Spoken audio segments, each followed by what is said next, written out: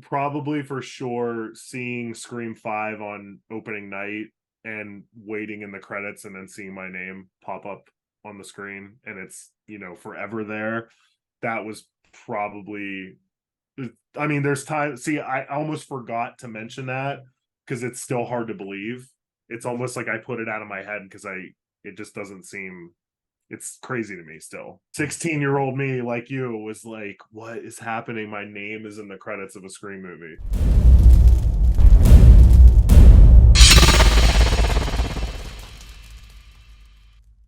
Ghostface game, it's a tabletop board game. It's part of a series from the company Stop the Killer that is Anthony Massey and myself in partnership with Fright Rags. We started doing the first board game we did was Silent Night, Deadly Night, and then from there we went and did My Bloody Valentine. Halloween 2 is just about to be released, and right now we're in the middle of the Kickstarter campaign for Ghostface. So it is a part of a series, and basically the mechanics of the board game, we purposely tried to make it feel vintage as far as the gameplay. We have the little cardboard like spinner that you spin and things like that. Board games are huge right now, and one of the things we tried to avoid is having a game that was overly complicated. A lot of these games that are popular, you buy it and you pull it out and the instruction book's like that thick, and you're sitting there reading it and you're instantly confused and you're like, how am I going to explain someone else to play this? So that was the idea we went in with, was to keep it simple, keep it like the board games we played when we were kids. And also the games in this series, they play similar. So that was another goal we had. We are obviously going to do different games in the future that play completely differently, but this series we wanted them to play virtually the same because we wanted to have, our goal was to say, if you know how to play one, you can play them all. So if you have the whole collection, you can pull Silent Night, Deadly Night at Christmas time and play it. You can play My Bloody Valentine on Valentine's Day. You can play Ghostface whenever. You don't have to relearn how to play. We did add some new mechanics to the Ghostface game, such as there being multiple killers on the board. And all the other games, there's only one killer. The object of the game is essentially there is a killer that's trying to make it to a certain spot on the board, and your job as the players is to stop him from reaching that without getting killed. And so all the games so far have just had one killer. This game there can be up to 3, and we also added a feature where at any time during the gameplay, if you land on a certain space and spin a certain result, that you then become one of the killers on the board.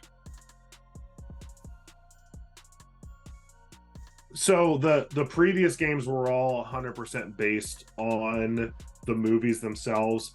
Ghostface, the game, we came up with our own story surrounding Ghostface. We stayed away from Scream because there was already a Scream game in development through Funko. So we really wanted to just kind of do our own thing. We didn't want there to be 2 Scream games competing, even though they play a lot differently.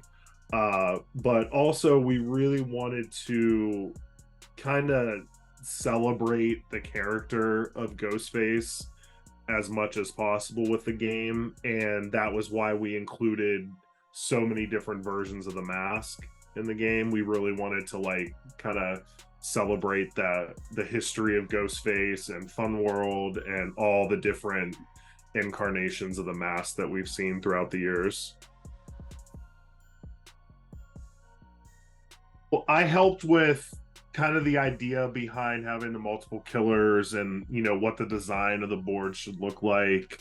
Anthony left it completely up to me pretty much to decide what masks to include out of the vast amount. We only picked, I guess there's 9 total. but you know, there's probably 50 variants of the mask that Fun World's made, so I got to pick those. Decided what on the board there's things called kill zones, and that's where you get like really great artwork done by Fright Rags. So each kill zone on the board, there's 4 on each side. It's a 2-sided board.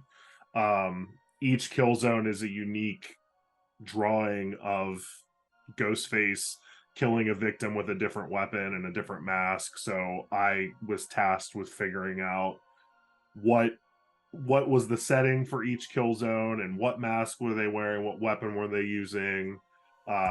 You know, we have the ice blue Ghostface mask using an ice pick. We have the orange Ghostface mask using a butcher knife as kind of a homage to Halloween, things like that. Of course, we have the classic white Ghostface with the buck knife. Well, I'd obviously been a fan because I, like everybody else, had seen all of his previous documentaries like Halloween, 25 Years of Terror, and His Name Was Jason, Psycho Legacy, all those. And when they announced that there was a Scream documentary coming out, and I saw that it was from the same guys that did those, I got really excited. And I just wanted to be a part of it somehow, whether it was just like, hey, I have, you know, rare pictures, I have props, I can take whatever you need.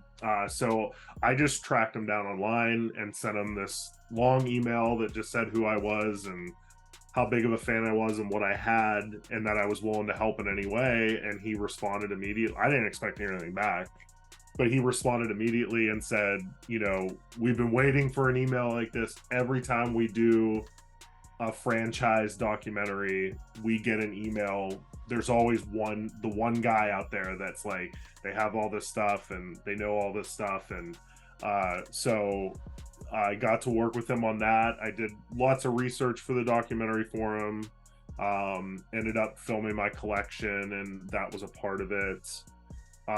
So we were really good friends after that happened, and we didn't work on anything for quite a while. We just talked a lot. We just remained friends. And then, you know, I came up with the thought of, what if we had a party at the Scream House? I was like, I wouldn't know how to do that, but Anthony would probably know how to make that happen. So I called him and told him the idea, and that was the next thing we did. And then it just kind of, from there, it's just been one thing after another. It was great. I mean, he loved the idea of it. I believe it was first presented to him by Anthony. I think Anthony met with him somewhere for a separate reason, and he had a copy of Silent Night, Deadly Night, I believe, the game, and he ended up showing that to RJ and said, we should do Ghostface. And that kind of planted the seed. And then, you know, several games later, we revisited it with him. And of course, he informed us, guys, there's a Scream game already coming out, just so you know. It hasn't been announced yet. And we were like, well, that's fine. We don't want to do Scream then.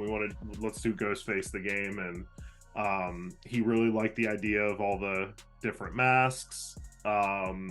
He was really helpful throughout the entire process. You know, he really didn't have any issues approving anything we wanted to do.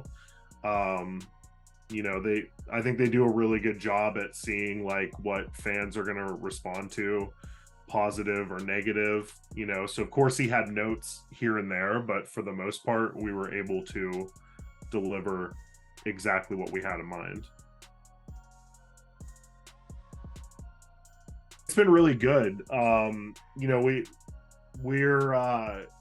we're starting to see, like, obviously repeat customers that they're just ready for the next one, whatever it is. You know, we get a lot of feedback. We were kind of afraid, even though we announced early on that this was going to be a series, different titles, but they all played the same. We worried, like, well, how many of these before people are like, oh, it's the same game again with just different, you know, a different license. And so far, you know, when we announced that Ghostface was going to be the last one in that series for a while, we've been getting tons of people that are like, no, don't stop, like do Leprechaun, do this, do that, do another one. um so the response has been really good. As far as Ghostface in particular, it's been really good because, as you know, um there's a kind of a massive Scream fan base, and then of that massive Scream fan base, there's a smaller fraction that's also Ghostface fans, and they're really particular about the masks and the collectibles and all that stuff. And that's who we were really, trying to make this for, and they seem to really like the designs and the masks that we selected to use. So yeah, so the add-ons, and we've done that with, we did it with all the games so far except for Halloween 2. That was a little bit different because Universal had some weird things in their license that was like no add-ons, no this, no that. But yeah, basically we want the board to look as nice as possible and all the components to be as nice as possible. So we have these numbers from the factory that says, well, this is how much it's going to cost for you to have plastic weapons, and if you want to have metal weapons that look really nice, it's going to cost this much. If you want to have gold foiling on the board, it's going to be this much more. So we take all those numbers into consideration and figure out, like, okay, if the campaign makes this much, then we can afford to put the gold foiling. If it makes this much, we can afford to go from plastic to metal weapons. Things like that. We can include other little things like the expansion packs and stuff. My favorite is probably definitely having the metal weapons, just because it kind of, again, reminds me, when you go to the store now and if you buy like a copy of Clue, it's the same game we played as kids, but the board's like paper thin, the artwork's not that great, it's little cheap plastic weapons. When I was a kid, there were metal gun, metal lead pipe, real little metal weapons, and a nice thick board. And that's really what we want to deliver ultimately, is something a little bit higher quality than that. As you know, there really wasn't a ton of Scream or Ghostface merchandise early on in the films. I don't even think it was easy to get a Ghostface mask until after Scream 2 came out. That's when they really started popping up in like Kmart's and different shops around here. And I had always wanted a Ghostface costume. Got the mask, where's the costume? We eventually got the costume from Fun World, and it clearly wasn't the way they look on screen. And at the time, none of that information was out there, so I didn't really know why. I was like, why does it look different? What, I just assumed that whatever they used in the movie was something they found somewhere. So as time went on, I learned, like, no, like, when this mask was produced, it was just a mask. It wasn't paired with a costume till after the movies came out. So then I learned that the costume that they used in the movies was made special, special fabric, all this stuff. And I was like, so basically you can never get one. And the concept of owning or collecting props was like non-existent in my head. It wasn't, I didn't even know it was a thing, and it really wasn't a huge thing back then. And I remember it was probably what would have been, early 2000, because it was just a couple months after Scream 3 came out. So it would have been like March or April of 2000. And I, back in the old days of eBay where nothing had a picture, and you had to literally send like money in the mail and wait for them to get it and then send the item. Every day, that was one of my go-tos, was I would get on the computer and type in Scream and just see what came up. Posters, anything rare. That's how I got like that Jiffy Pop promo thing that's real hard to find. And one day I searched it and something popped up and it said Scream 3 Ultimate Collection, and I'm like, what's this? And I clicked it and no picture. but the description basically just said that, hey, I worked on the movie, I did stunts, and I have a costume, a mask, a call sheet, a hat, all this stuff. And I think the starting bid was like $300, and which I was a teenager at the time, so I'm like, oh my gosh, that's so much money.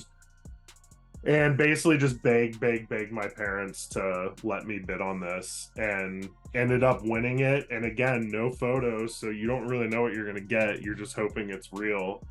And it came eventually, and it was the real deal. It was Roman's costume. It had the bullet holes in it, everything, the mask. And I had that for, I mean, I still have it, but I had that for years and never really saw anything else from the movies pop up. Like, never. No other masks, no other costumes, nothing. And I was like, am I the only one that has one of these? Like, this is crazy. Well, then prop collecting kind of started to become more well known, and there were groups online where people shared what they had, and I started sharing mine online, and everybody's like, oh my gosh, never see anything from any of the Screams, like, holy cow, this is amazing. And so finally I was like, well, someone has to have stuff, somebody has to. So kind of like what I did with Anthony, I just started watching the movies and picking names out of people that worked on the movie, and started tracking them down on Facebook and sending messages, and kind of used my costume as a way of, instead of just being random, like, hi, I'm a huge fan, do you have anything? I was like, this is what I already have. Maybe you can tell me more about it. Oh, by the way, do you happen to have anything? And that was how I met Skip Crank, who was the assistant property master on the first 4. And at this time, there was no 4. It wasn't even a thing yet. It wasn't even announced. But he responded, and we talked back and forth for quite some time. He had a bunch of stuff. We ended up becoming really good friends, and that was how he ended up contacting me when they did Scream 4, because they needed a costume. It had been so long since they did a third one, and there was never supposed to be another one, so there was never any concern of keeping track of any of this stuff. So when the movie was announced, obviously they had the mask covered because they just get them from Fun World, but they couldn't find a costume anywhere, like nowhere. If I remember correctly, they did say that Wes had one from each movie, but he had no idea where they were. They were in storage somewhere, who knows. And during one of the meetings, Skip was like, I know who has one, and it's from 3. It's exactly what they were looking for.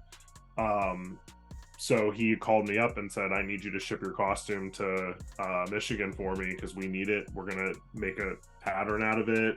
We're going to use it to find the fabric. And I had already spent years trying to find the closest fabric I could myself. So when he said that, I said, of course I'll help. And I already found the fabric. Here's the information. So they were able to make all the costumes from 4 off of mine. And of course, he kept me involved throughout production. Probably told me things I shouldn't have known ahead of time, but that's all right. And yeah, in return, I got a bunch of stuff from the 4th movie as a thank you, including the original opening scene mask from the opening that was cut that Wes gifted to me and signed to me. Aside from Roman's costume, because that was the first prop I ever owned, so that's really special to me. But I would say probably this, which is one of the main hero masks from 2, and it's signed by Wes. It's starting to fade, but it was signed to Skip, the prop master. And this is the mask. I'm sure it was used in other scenes, but we've got it pretty much matched to when Gale's being chased through the music sound booth thing, which is one of the scariest scenes in the movie. Of course, everybody loves when we pull out Roman's trophy. Yeah. That one always gets an interesting reaction. Everybody's just, oh my god, that's Roman's trophy. Even Scott Foley, I tweeted him a picture once holding it, and he was like, "Dude, I'm so jealous." It's like, I love that trophy. And then I have, last thing I have here is the aluminum knife from Scream 1 and 2, and that's signed by Wes as well on the blade there. I seen that you have a tattoo that it seemed like Nev's. Yeah. Yep. Yeah. Her first convention she ever did in Texas, I went there specifically because at the time I was like, who knows if she'll ever do another one, you know? So